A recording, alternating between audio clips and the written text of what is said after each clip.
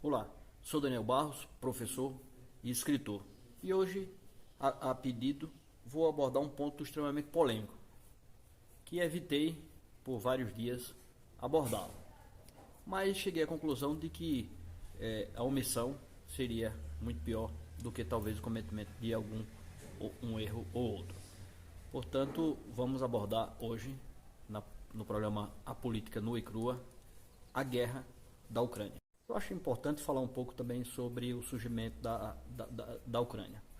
A Ucrânia surge em 1917, quando da Revolução Bolchevique, o Stalin resolve criar o Estado da Ucrânia, antes pertencente ao Império Russo. Mais adiante, bem mais adiante, já em 1953, quando da construção de um canal de irrigação do sul ao centro-sul da Ucrânia, da Crimeia, para o norte da Crimeia, o presidente russo Nikita Khrushchev resolve, para que esse trabalho fosse, como os ucranianos estavam mais próximos dessa construção, ele resolve anexar a Crimeia à Ucrânia. Isso em 53, 54, ou seja, é uma história bem recente. Então, mas Daniel, você aí está querendo justificar com isso a ocupação da Rússia dos territórios, os territórios ucranianos, porque anteriormente eles pertenceram ao Império Russo. Não estou dizendo de forma alguma, e esse não é a motivação e não justifica a entrada do presidente Putin na Ucrânia.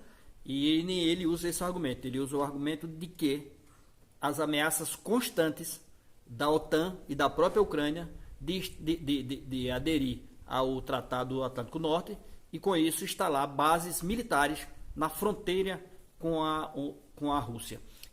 Isso, agora no dia 26, sábado, dia 26, foi praticamente confirmado pelo Joe Biden. Ou ele cometeu um gafe ou ele se distraiu, quando ele declarou publicamente que o mundo precisa tirar o Putin do poder. O que confirma a ideia de que a presença da OTAN na Ucrânia tinha um objetivo, sim, de interferir de alguma forma no governo russo. Então, a Rússia tenta por diversas vezes negociar que não entrasse, mas era uma cláusula que a OTAN batia o pé de não retirar essa possibilidade da Ucrânia entrar na OTAN. Agora, depois da ocupação, a Rússia ocupa praticamente todo o sul da Ucrânia. O presidente Zelensky alega que é absurdo, que não tinha esse risco à Ucrânia, como ele alega também não ter ligações com grupos neonazistas, o que é uma mentira descarada, porque a imprensa não divulga, mas existe um batalhão chamado Batalhão Azov, que é um batalhão de nazistas. Aí você pode dizer, não, Daniel, mas eles são um batalhão que luta pelo país dele, como vários civis. Não, o batalhão Azov, ele faz parte oficialmente do exército ucraniano. Ora, se ele é um antinazista, ele não permitiria que parte do seu exército fosse nazista. E é um exército conhecido por matar crianças, idosos, estuprar as mulheres, enfim, é um exército, um batalhão extremamente violento e de declarado posicionamento nazista. Então, são pontos que eu acho importante que sejam ditos. E aí, cada um toma o seu posicionamento de acordo com o que achar correto. Como costumo dizer sempre quando falamos sobre esse assunto, o meu amigo Alexandre Santos, numa guerra, a primeira vítima é a verdade. Portanto, vamos abordar aqui algumas mentiras que são contadas nessa guerra. Já no início da guerra, houve uma cena muito forte, que era um tanque de guerra, desviava o seu percurso e passava por cima de um carro. À época, no programa Semana em Revista, eu fiz o questionamento que muito provavelmente, num futuro distante, fosse descoberto que esse tanque não era um tanque russo, que não se podia dizer à época que era um tanque russo. E muito menos tempo do que eu esperava, quase que num editorial no Jornal Nacional, William Bonner pede desculpas por ter à época noticiado de que era um tanque russo atacando um cidadão ucraniano que tentava fugir. Eu lembro que eu expliquei, a cena se iniciava com um caminhão de guerra sendo alvejado por tiros de fuzis, acredito, e uma pessoa descia desse caminhão para se abrigar dos tiros de fuzis. Essa pessoa estava vestida de soldado, ou seja, estava parte vestida de soldado, parte vestida de civil, o que pode ser a população que foi incentivada pelo presidente Zelensky a entrar na guerra. Então, aí logo após essa cena, surge o tanque. O que é que eu pensei a princípio? Olha, o tanque agora vai atacar justamente esse combatente que estava se abrigando, porque o tanque vinha por trás dele em direção aos disparos que estavam sendo feitos. Ou seja, esses disparos muito provavelmente eram de russos, porque aquela pessoa que tentou fugir não poderia ser um soldado russo, porque estava vestido quase que a paisana, e aquele tanque que estava vindo estava indo de encontro aos disparos. E eu imaginei que ele fosse atacar justamente essa pessoa, mas não. Ele passa direto e nesse momento é que ele faz o desvio e ataca o carro que vem no outro lado. O que é que eu pensei? Eu pensei, olha, era um tanque ucraniano, pensei, mas não coloquei porque seria muito polêmico colocar isso na época. Era um tanque ucraniano que, vendo um cidadão ucraniano fugindo da guerra, considerou ele um covarde e resolveu assassiná-lo. E, para minha surpresa, né, como eu já acabei de falar, o Jornal Nacional, um quase editorial, pede desculpas porque acusou a Rússia de ter ter cometido aquele crime, quando na realidade ela não tinha nenhum elemento que dessem suporte a isso. E aí continuam. Mais uma vez, o presidente Zelensky, que é um especialista em propaganda, vai às redes sociais e divulga que nos primeiros dias da guerra tinha surgido um AIS da aviação ucraniana. O piloto, apelidado por Fantasma de Kiev, porque nunca foi identificado esse piloto, então foi apelidado de Fantasma de Kiev, tinha derrubado 6 aeronaves russas no início da guerra. E para isso, Zelensky publica, e o governo ucraniano oficialmente publica imagens de um caça sobrevoando Kiev e atacando e abatendo outro avião.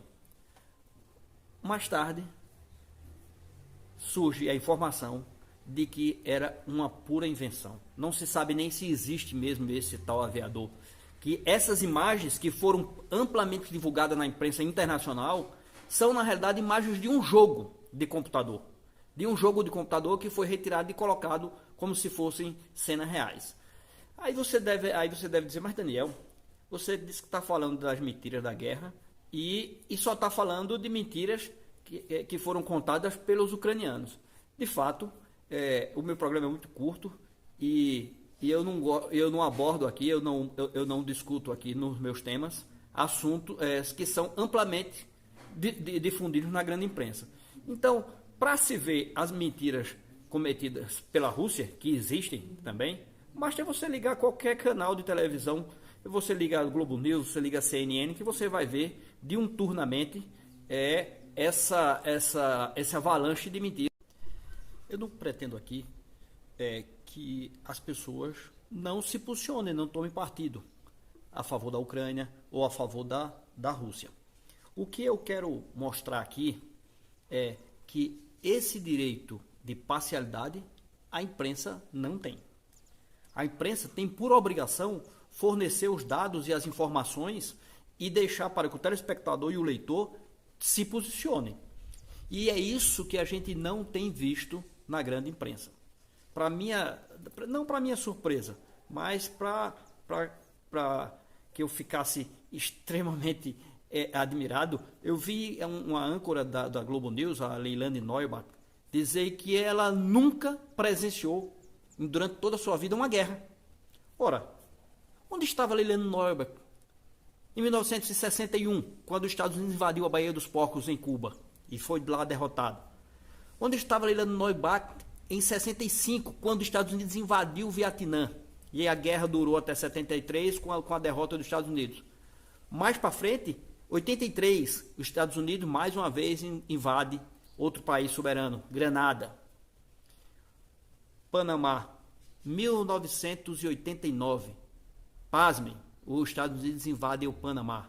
E é daí que se inspira Putin para dizer que não está em guerra com a Ucrânia.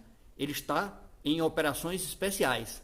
Por quê? Porque a época em que os Estados Unidos invadiu o Panamá, ele disse que não era uma guerra, era uma operação justa causa. Ora, para os Estados Unidos não é guerra, é operação justa causa e a imprensa aceita tranquilamente. Para a União Soviética, para a Rússia, operações especiais, que é o nome dado por eles, é guerra. De fato, são guerras, todas duas são guerras, mas a narrativa, a utilização desse recurso já vem sendo usado pelos Estados Unidos, por outros países. E os Estados Unidos é um país belicoso. Leilani disse que não viu nenhuma guerra nesse tempo. Onde ela estava nesse período todo? Onde ela estava em 1990, quando os Estados Unidos invadiu o Iraque, alegando que o Iraque tem arma de destruição em massas. Quem quiser ver o filme, eu acho que Zona Verde, com o Matt Damon, você vai ver que eles procuraram, e na realidade era uma grande farsa. Eles sabiam que não existiam armas nenhuma. Depois, em 2001, os Estados Unidos invadem o Afeganistão. E aí, eu acho que é quando a Leilani recebe no ponto, né, no ponto que ela recebe do diretor dela, ele diz, não, mas você está dizendo que não viu guerra nenhuma. E aí ela se retrata e diz, não, eu não vi guerra, eu vi combate ao terrorismo. Ora, Cuba foi combate ao terrorismo, Grenada foi combate ao terrorismo, o Panamá foi combate ao terrorismo, a Bósnia, os Estados Unidos invadiu a Bósnia, o Haiti, a Nicarágua, a República Dominicana. A República Dominicana foi invadida pelos Estados Unidos no século passado por 2 vezes, em 1912 e 1961. Por isso que eu aqui resolvi focar em pontos que não são focados pela grande imprensa, porque para isso você pode ligar qualquer canal e você vai ter informação abundante sobre mentiras, sobre fakes, apesar de dizer que não cometem fake, mas cometem sim, porque afirmar que não vê no último século, nem nesse início de século já, ele não viu nenhuma guerra, é no mínimo uma falta de respeito com o telespectador. Então, o que eu quis colocar hoje aqui na realidade, alguns pontos de vista que não são postos na grande imprensa, e para que você possa ver também que existe 2 lados de uma guerra e tomar o seu posicionamento ou se esclarecer em alguns pontos que você tenha dúvida. Mais uma vez eu agradeço, espero ter contribuído de alguma forma, conto com você com a sua inscrição no canal, com a sua curtida e compartilhe se assim achar necessário. Um forte abraço e até a próxima.